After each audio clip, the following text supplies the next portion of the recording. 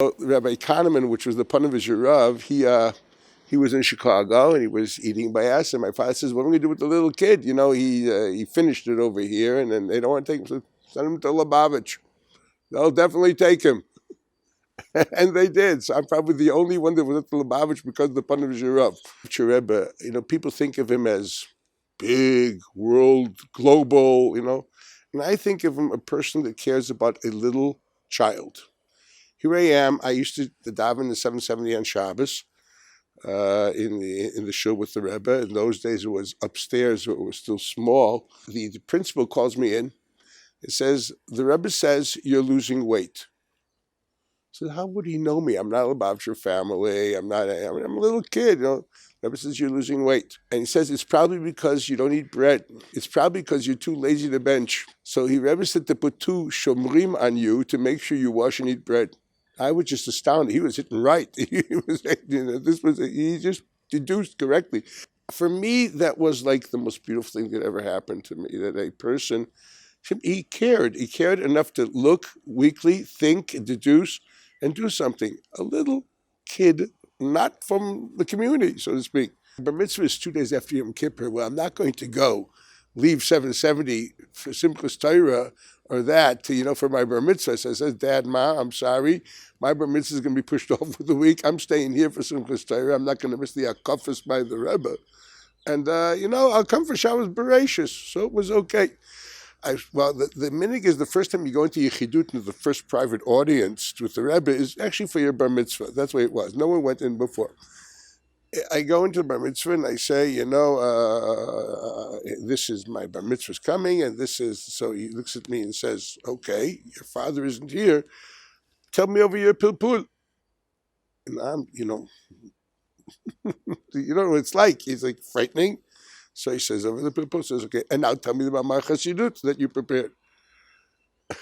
This is unheard of, you understand. So he basically became he acted as a surrogate, so to speak.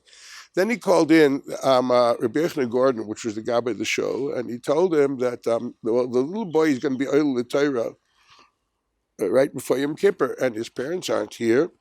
You have to make sure you make him a kiddush. You'll make him a kiddush, and you'll call he started enumerating all the names of all the older Hasidim, Shmuel Levitin, Rabbi Jacobson, Rabbi Simpson, whatever it is, says they should all come, and he'll chazar the Maimer. That's what happened. So it was frightening that, I always think of it, he arranged me a little party for the. It's all about a person caring about a little child, And for me, that's more important than anything else. That, you know what I mean? There was nothing else there. It was just beautiful. It was those type of things is what I remember. Those are things that touch you and inform you. How do you define a teacher? I say a teacher is a person which won't sleep nights because of you. And if he sleeps well, he's not a teacher. Then he should sell insurance. He's in the wrong business. I was a little wild, all over the place. Wild kid, bright kid, free, and he mamish took care of me. I used to eat by him, sleep by him. If I was sick, he would not let me be in the dormitory. I'm trying to you don't forget things which are innately yourself, and your students are you. I really believe in that. He would always take like one guy and use him as one would say like a tanagol kaparot. He would work on one. He was talking to everybody, but he would focus on one, and through that was his medium. He remembers this little child. What am I, 12 then? I don't know. My teacher was Rabbi Yoel Khan, and he was Farbrengen on my back. Okay, it was an honor, actually, the Farbrengen on your back. I still remember the song. There was a theme that was going through the Farbrengen, and it was B'mashmanenu al yerazon, which he described as saying that where we expect things to grow beautifully and healthily, it shouldn't be small, mediocre. We expect things to flourish. He was talking about how we should demand from ourselves as much as we possibly can to at least strive for truth and for excellence. And then he looks at me and says, Mendel, you lie 3 times a day every morning. Du sagst 3 liegend jeden Frühmorgen. What do you want from me? I'm a nice guy. He said like it's an abusive statement. What do you say? Moide ani lefanecha. So moide, ata bemet modeh b'mashu? Do you really admit? Do you really thank? Or just rolling it off your tongue? Ani, who is you? Do you know who you are? Is the you of today, the you of tomorrow, the you of yesterday? Which you is engaged in that activity? Lefanecha, he's in front of you. When's the last time you experienced God in front of you? Wanted truth. Learn to daven. I don't care if you say less, just say whatever you say and try your best to mean it. Hashiva shavteinu kvar rishona uviyatzenu kivat chila. Bring back the ancient jurisprudence of the Sanhedrin. Vasami menu yagon v'anacha. And thus you remove from us all the groaning and the complaints that we have. Is that really true? Really? Do I really cry and pray? I need animal sacrifices? It's quite distasteful. I can't even handle it. I always tell them I have this famous little jingle, skirted priests walking around slitting throats of goats and sprinkling blood on altars with Levim singing, the low nasal music. That's not exactly my taste. I prefer Bruce Springsteen. I don't know what, you know what I mean? Animal sacrifices, are you kidding? I mean, they don't mean anything to me. It feels quite abhorrent. Truth, I don't attach myself to it. So I can run away from it. And kick it into metaphor and things. And that's probably what I do most of the time. But that's actually running away from it. It's running away from it. It's like okay, forget the pshat. Let's go to the drush. It can't be that way. You know how I pray? I say, God, I'm not really into this, but I know you are. And God help me, I don't know why you are. But I know your will is the right thing. That's the plan of reality. Help me connect to this in whatever way possible. When I say Asem Yagon V'Anacha, I don't enjoy thinking of people pouring hot lead down people's throats and flogging. It's really, sorry, I come from another planet. Maybe once upon a time that was normal. In my world, that's barbaric. And the answer is God, but I know you're right. I totally don't attach myself to it. I want ultimately to feel the way you feel about it. Help me. That's what life is all about. Is that struggle? And we, which grow up in the Western world, well, if we don't have that struggle, that means we're simply superficial. I mean, how can you not have that struggle? You have to. I think that's one of the greatest things we do here. We try to, teach people you should be struggling. I mean, the plastic Judaism is it's just not real. That's everything I was taught to walk away from. It all started with Maidani Lefanecha. You know what I mean? And that's the way it is. I had a friend. I haven't seen him for a long time actually. And I tell him, why don't you come over and visit me socially? Come over Saturday night and visit with your wife. And he looks at me and he says, are you an avel? Are you a chayle? Are you in mourning? Are you sick? He says, what halacha would I have to go to visit you? And I looked at him and says, someone's crazy here. I couldn't handle it because he was a member of my kollel. And suddenly I felt either I'm off the charts or he's off the charts or something's wrong. I call up Rav Hutner. Still remember the number, 528-097, okay? I had a simon Habach Efestaz, okay? And I call up and says, Rashiva, I have to talk to you. You have to understand with Rav Hutner, there's no such thing. It was royalty. You would make an appointment. He says, when? So I says, now. So he says, is this pikuach nefesh? He says to me, is this like life endangering reality? So I said, yes. He starts chuckling. Whose? Mine. So he says, okay, come over. I walk in, says he's laughing. He already understands that something happened. So okay, what happened? So says, I told this story. I told my friend X, invited him. He says, why? So either I was at Sinai and he was at a hill next to me, or he was at Sinai and I was at another hill. And then he laughed and he said, don't worry, you are on the right mountain. It's okay.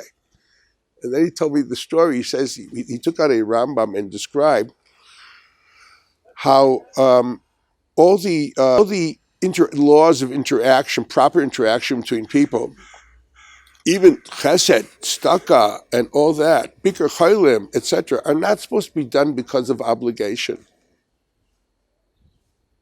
If you visit somebody because it's a mitzvah, you didn't do anything. I mean, it's something nice, but that's not what God wants.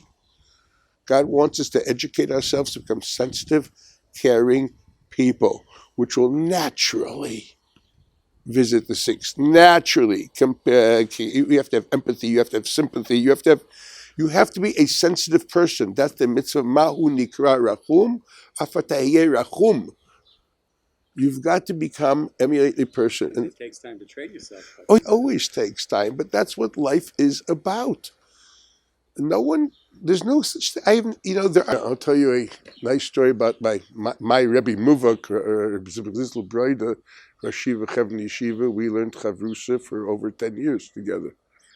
Chavrusa starts 6 in the morning until 12, and then, in the afternoons, we used to learn Saturday nights, the works. There was a big snowfall in 1968 in Jerusalem, big snowfall, and the city was totally not equipped for that, because that was the old days where I don't think they had things to salt the streets at the time.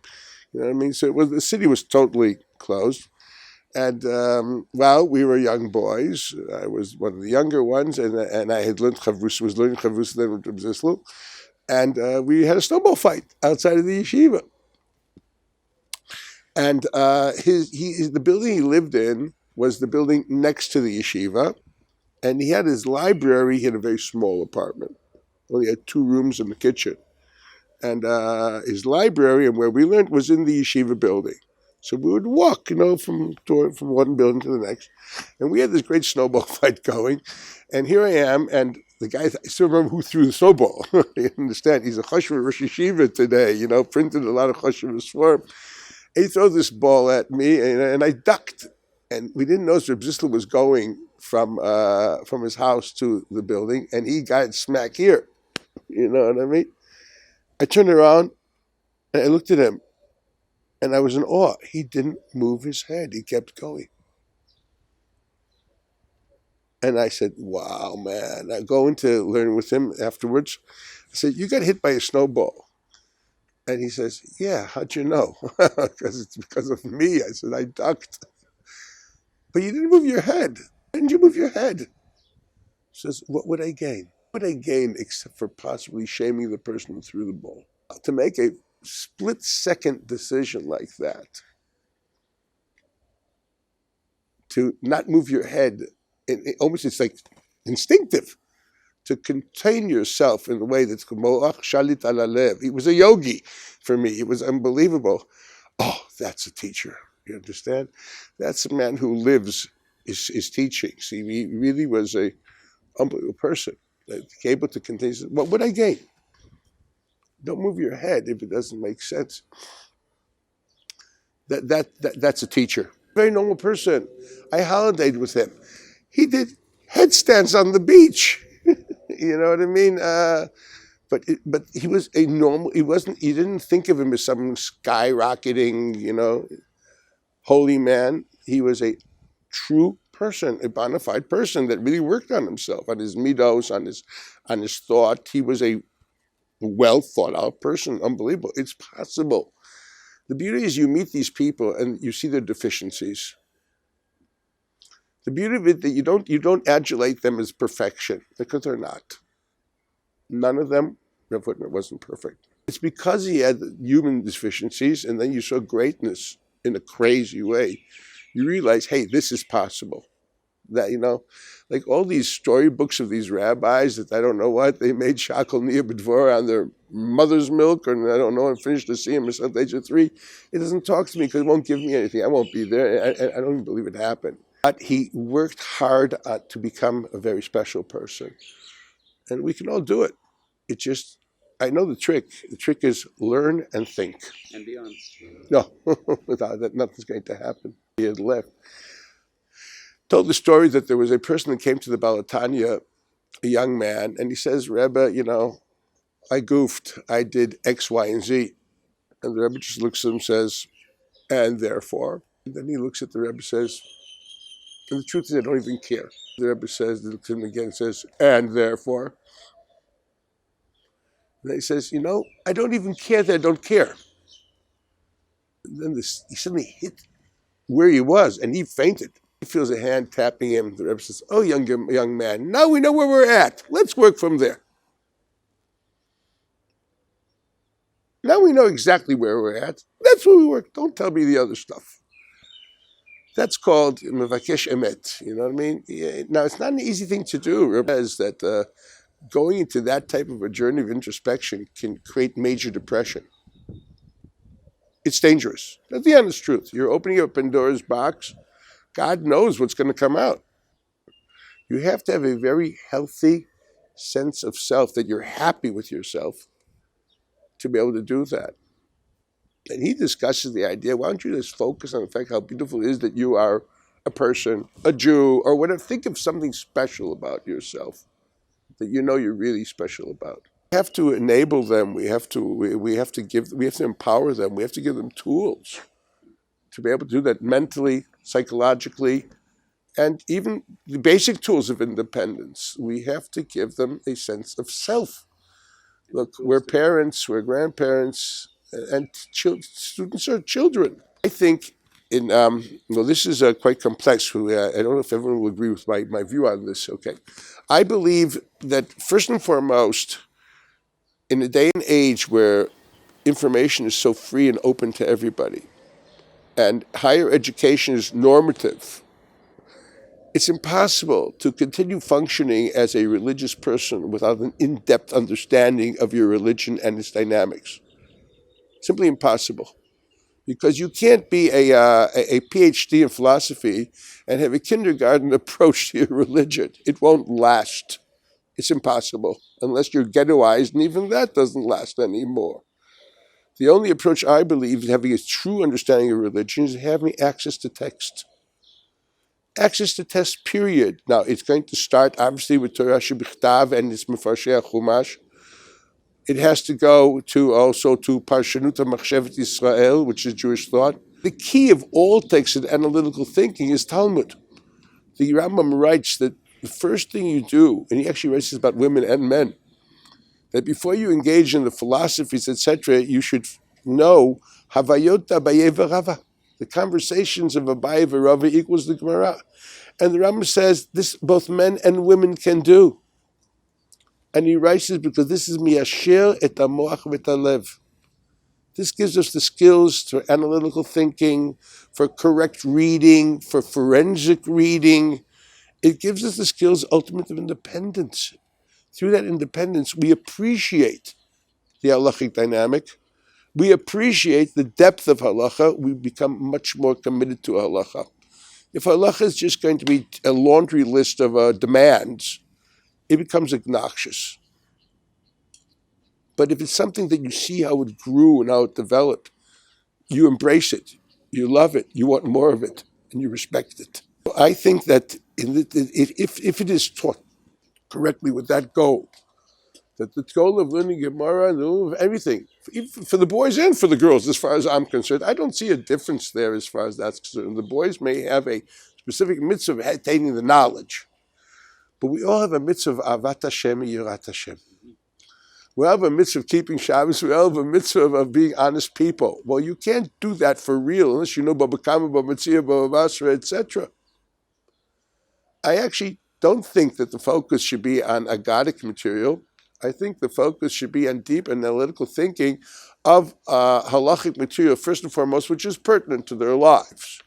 Well, we know what's pertinent to their lives. They have to know Sidrei Nizikin, Hilchot Ribit, I don't want to talk about Hilchot Tfilah, Kashrut, etc.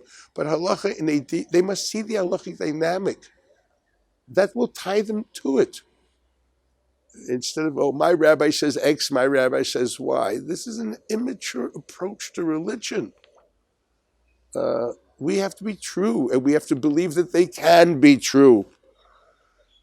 And that's my goal. I think that's the goal of Nishmat. We different styles, different people. We're all totally different. That's the honest truth. But that's the goal of the school. there's a new challenge here because they are really bright and motivated children. I'm not sure they understand why they should be learning Gemara. You know what I mean? It became just normal for them because they kept from class, from schools like that. But I think that we succeed in Nishmat to get them engaged in a religious quest, an intellectual religious quest. That is true. I mean, as opposed to just external, superficial inspiration, which is needed. I grant that. That's a tool which is, but that's only a means towards an end. The ultimate end is to have a well-balanced, deep, incisive, and insightful thought process. Really thinking about your religion, knowing about it here. In my class, I focus on those things. I focus to wake them up to the complexity of religion. Sometimes I feel it's not, and sometimes reconciling those complexities takes a period of time. It's not easy, but someone has to do it. We have to shake the boat because they're going to be living a normal life in the great world out there. And if you're going to just live a superficial, honeydewed religion, it's going to leave. It won't. It can't last. I mean, it couldn't have lasted for me, and I grew up in a Chevron yeshiva. How could it possibly last for a kid going to Columbia or to Yale? I mean, the natural cynicism of the world academia, and afterwards the pure hedonism of Western society. How could this possibly last? We think that Nishmat succeeds in developing a mature, serious God awareness and consciousness. I think at Nishmat, we care about our students. We actually have sleepless nights because of our students. Yeah, we get to know them. We care about them. They're part of our lives. In Nishmat, we want to enable them. We want them, and we succeed in giving them skills. More than that, we succeed in giving them the love of text to want to grow further. Now that's unbelievable. Henkin, well, first and foremost, she's a friend. She's a unique person. I am totally honored to be in her circle and working under her. She's a revolutionary. She has changed the scene of the world around us. She has taught the world that women can be independent thinkers and should be independent thinkers. Henkin she's a heroine. She's one on the top of my list.